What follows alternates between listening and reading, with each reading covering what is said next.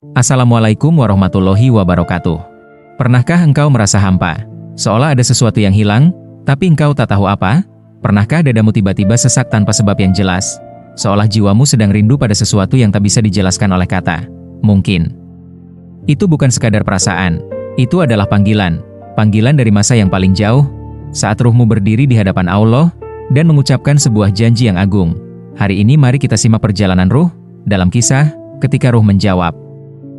Saya doakan yang nonton dicatat Allah sebagai talabul ilmi, yang subscribe dicatat sebagai syodakoh, yang komen dicatat sebagai silaturahim, yang like dan share dicatat sebagai amal kebaikan.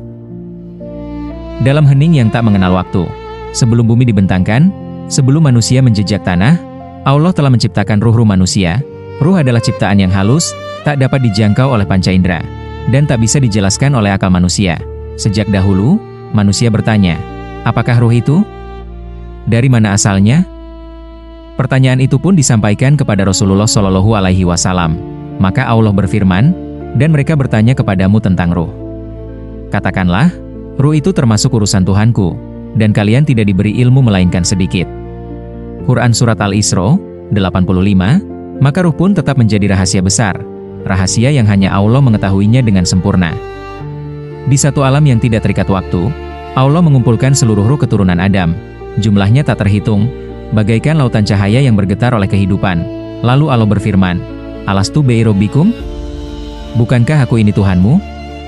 Maka seluruh ruh menjawab serentak, tanpa ragu, tanpa penundaan, Qalu bala syahidna'a, benar ya Allah, Engkau Tuhan kami. Kami bersaksi atasnya. Quran Surat Al-A'raf 172. Disitulah janji pertama diucapkan.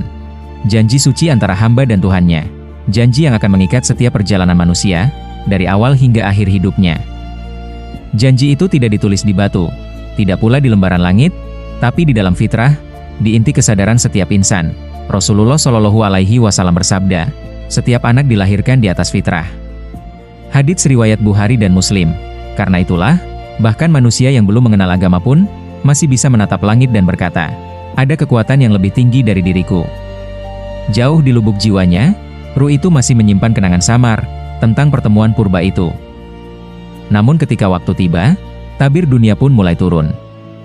Satu persatu, ruh dipanggil untuk menjalani takdirnya. Ia turun melewati lapisan cahaya, hingga masuk ke tempat yang sempit, rahim. Di sanalah, pada detik yang tidak terlihat, ruh ditiupkan ke dalam jasad, bayi menangis, ia baru saja jatuh dari puncak kesadaran, sementara ruh baru saja lupa dari mana ia datang. Dunia menyambutnya dengan cahaya matahari, namun juga dengan kabut lupa yang tebal.